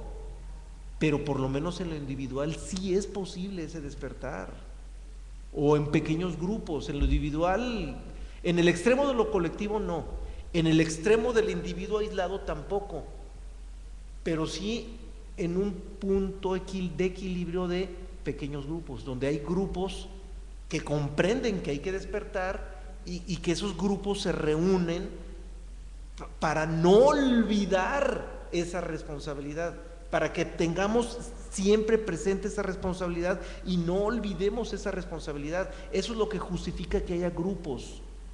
No porque esos grupos se conviertan en religiones o en sectas esotéricas, no.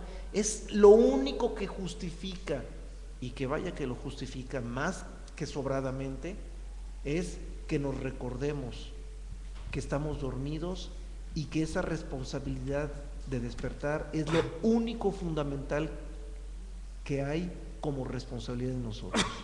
Sí, hay una pregunta en la red y luego continuamos aquí y otra pregunta. Nos pregunta Oscar, si deseo salirme antes de mi cuerpo físico, es decir, quitarme la vida, ¿en verdad hay consecuencias? Como suicidio, solo sí. Es quitarle la intención de que te hallas en este plano existencial. Sí, efectivamente, o sea, la peor manera que te puedes ir de este mundo es de una manera inconsciente. Y algunas sectas lo han hecho. Sí. Ha habido sectas que han provocado suicidios colectivos. En Estados Unidos es donde más ha sucedido. Pero claro que no, es que el suicidio es atentar contra la naturaleza. Aquí el asunto es retirarnos conscientemente, retirarnos en la no identificación, en el reconocimiento consciente de que yo no soy este cuerpo y ese cuerpo no forma parte de mí. Me retiro y allí hay una retirada en respeto total a la naturaleza. O sea, tiene que ser una retirada en respeto pleno a la naturaleza. No puede ser de otra manera, no puede ser forzado. Así es. El suicidio es el peor recurso. Es el peor recurso. Porque atentamos contra la Y naturaleza te vas en forma inconsciente. y la naturaleza nos cobra la factura. Así es. Y por rechazar a la naturaleza y atentar contra la naturaleza, la misma naturaleza nos cobra la factura y ahora nos agarra más. Lejos de liberarnos, nos agarra más la naturaleza. Okay, yo sí. la pregunta. Gracias. De hecho, ya habías comentado que el suicidio es un acto de profundo adormecimiento. Ok, lo que comentábamos del reconocimiento de los alemanes, sí entiendo, sí me queda claro, pero para lo adormecida que estamos la humanidad como masa, como colectividad, sonaría, pienso yo, como un acto de justificación. O sea, no lo verían como lo comprendemos nosotros, de que, ay, mira, ya reconocieron que lo hicieron porque estamos dormidos. Creo que la colectividad pensaría, pues es como una justificación, o sea, el decir, no nos dimos cuenta de lo que hicimos, ¿no? Es que vuelvo a insistir, hay dos tipos de reconocimiento. Y aterrizando en el tema de hoy, el reconocimiento moral, es decir, hice mal, es el reconocimiento moral, obedece al conocimiento relativo, a la conciencia relativa. Pero el reconocimiento sucedió, y sucedió porque somos máquinas y no pudimos hacer otra cosa, no pudimos evitarlo porque actuamos como máquinas, y esas máquinas no son más que los instrumentos en los que nos metimos.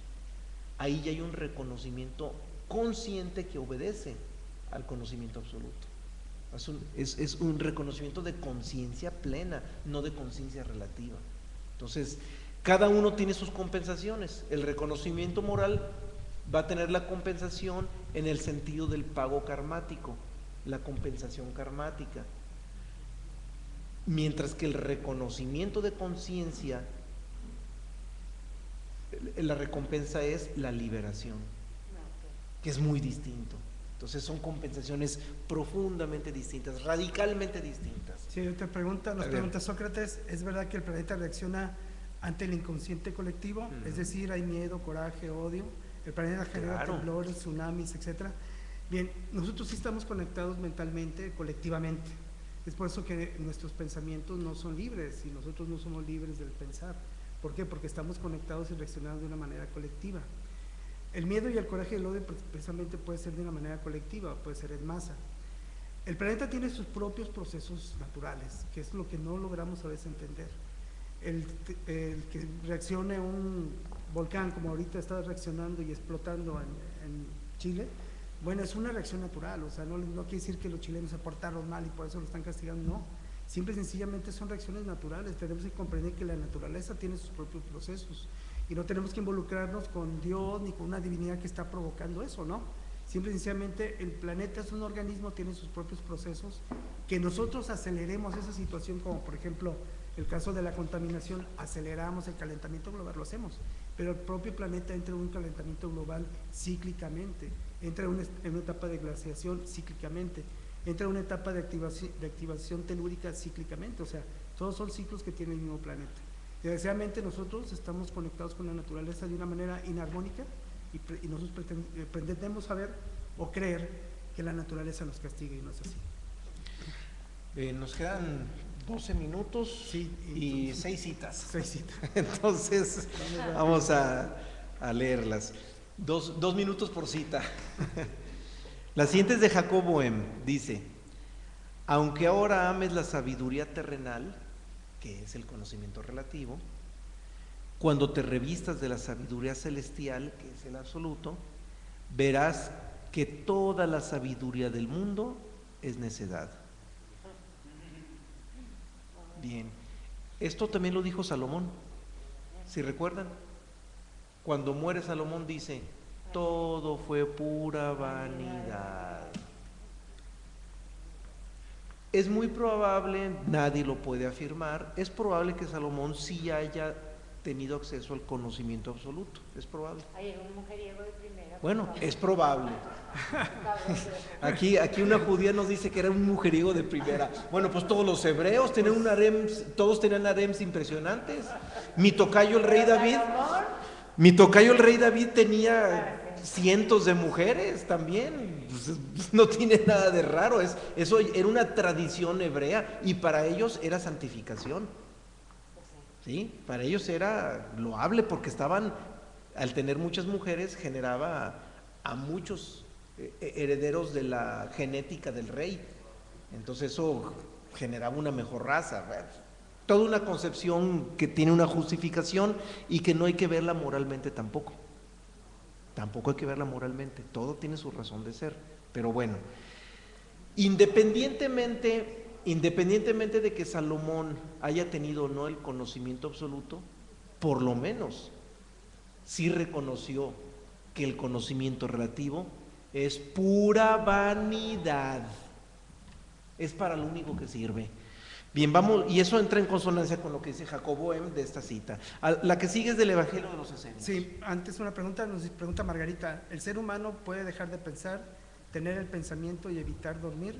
Detener el pensamiento y evitar dormir, no, el pensamiento no se detiene. No se detiene, y no es necesario detener el pensamiento para despertar, que quede claro. La necesidad no es de detener el pensamiento, y es algo con lo que se ha confundido muchísimos grupos esotéricos. El pensamiento tiene que seguir circulando porque en su naturaleza está a fluir. Lo que tenemos que soltar es la identificación con el pensamiento. Tenemos que aprender a mirar a los pensamientos que pasan por nuestra mente como algo que nos está sucediendo y no como algo que estamos generando. Eso es lo que tenemos que asumir.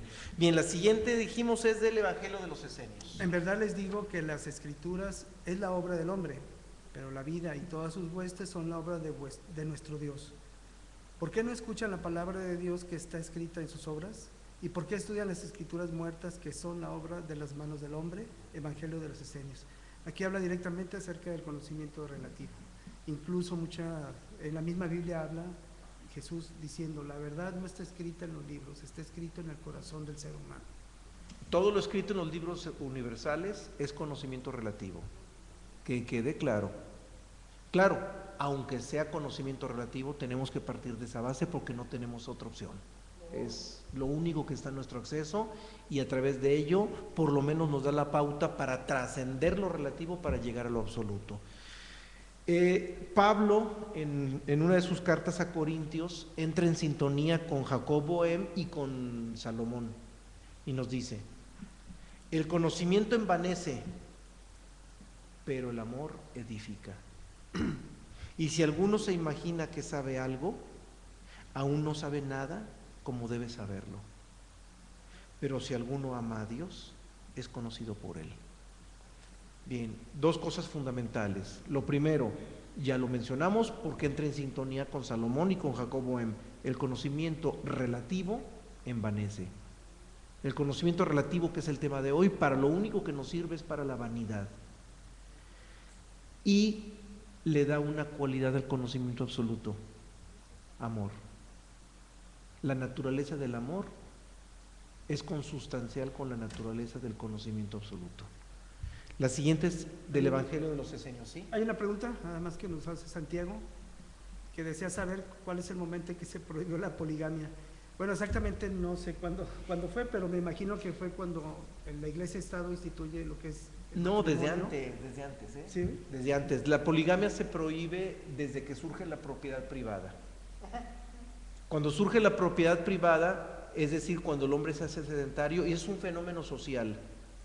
Cuando el hombre era nómada, la poligamia era lo más natural en el hombre, y ya siendo humano. Y las mujeres daban hijos, parían hijos sin saber quién era el padre. Y esa era la vida natural del hombre nómada. Cuando se hacen sedentarios y empieza a haber acumulación de bienes, entonces el hombre, como sabe que va a morir, le surge la necesidad de heredárselo a un hijo.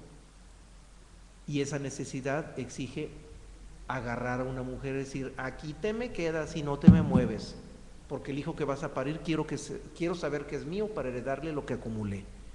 Eso es el origen del matrimonio. Discúlpeme que se los planteé de una manera radicalmente sociológica y para nada moralista. Pero eso es doble sueño, creer que porque la tiene ella es de él. Claro, todo sigue siendo parte del sueño, más allá de la broma que tú hiciste, pero sigue siendo parte del sueño. Bien, vamos a la siguiente. Hay otra pregunta. A ver si alcanzamos a leer las que quedan. Pregunta Gregorio, ¿enamorarse es adentrarse en el plano del adormecimiento? Pues sí, porque es un estado completo y totalmente El de ilusión, enamoramiento de la personalidad, de sí. ilusión. Sí, porque el amor que sabe dar la personalidad a través de la mente nada tiene que ver con el verdadero amor del que va Pablo. Bien, vamos a esta cita del Sí. Evangelio de los Esenios. Jesús dijo, ustedes no entienden las palabras de la vida, porque están en la muerte. La oscuridad oscurece sus ojos y sus oídos están tapados por la sordera. Evangelio de los Esenios. Todo lo que queremos es saber, queremos el conocimiento relativo, y aquí nos lo plantea directamente Jesús. ¿Sí? Y vuelve a distinguir entre el conocimiento relativo y el absoluto. Vuelve a hacer esa distinción. La siguiente es de Albert Einstein. Vamos a cerrar con una de Albert Einstein y por último con Lao Tse. Albert Einstein dice: el conocimiento de la verdad como tal es admirable, mas su utilidad como guía es tan escasa que no es posible demostrar ni la justificación ni el valor de la aspiración hacia ese mismo conocimiento de la verdad. Está hablando primero del conocimiento absoluto. Por consiguiente, nos enfrentamos aquí con los límites de la concepción puramente racional de nuestra experiencia. Perdón, de nuestra existencia. Es decir, Albert Einstein vuelve a distinguir entre el conocimiento absoluto y el conocimiento relativo. Habla del conocimiento de la verdad absoluta como algo genial, pero que no tiene utilidad para las necesidades de nuestra vida terrenal. Sin embargo, su necesidad es la más suprema, que es nuestra única realidad. Pero termina diciendo: nos enfrentamos aquí con los límites de la concepción puramente racional o mental, que es relativa, de nuestra existencia. Es decir, nos conformamos con esto. Nos conformamos con esto, es más, estamos tan conformes, tan extremadamente conformes con el conocimiento relativo, que creemos que si lo acumulamos, vamos a llegar al absoluto. O sea, tenemos la ilusión de creer que entre más conocimiento relativo acumulemos, podemos algún día llegar al conocimiento absoluto, y eso jamás va a suceder. Porque la naturaleza relativa no puede convertirse en absoluta. Eso no puede ser. Lo relativo jamás se va a convertir en absoluto, por mucha acumulación que se le dé a lo relativo. Bien, entramos a una cita, llegamos ahora a una cita un poquito paradójica, pero muy profunda de Lao Tse. Y sí, fue puesta hasta el último precisamente para poder saborearla, porque si las ponemos al principio les damos un vuelco a la mente y a lo mejor se salen de aquí, ¿no? Y la frase dice: quien nada sabe, nada puede desear. Y no estamos hablando de un loco, de alguien que está, no sé, un enfermo mental, no. Estamos hablando de alguien que está iluminado, alguien que está con el conocimiento absoluto y está en un estado de gozo. Mas, sin embargo, la personalidad que quiere saber y quiere saber, mientras más sabe, más desea. En cambio, la conciencia, que está iluminada por el ser, está en un estado de gozo, ya no necesita desear, es más, no tiene esa cualidad. Y lo más paradójico, en sintonía con esa cita, es que para que alguien acceda al conocimiento absoluto del ser, como premisa fundamental, importantísimo, no desear ese conocimiento, no desearlo. Entonces, el conocimiento allí está, Y ese conocimiento se va a revelar cuando le toque revelarse, no cuando nosotros lo conquistemos, y mucho menos a través de un arduo deseo por obtenerlo.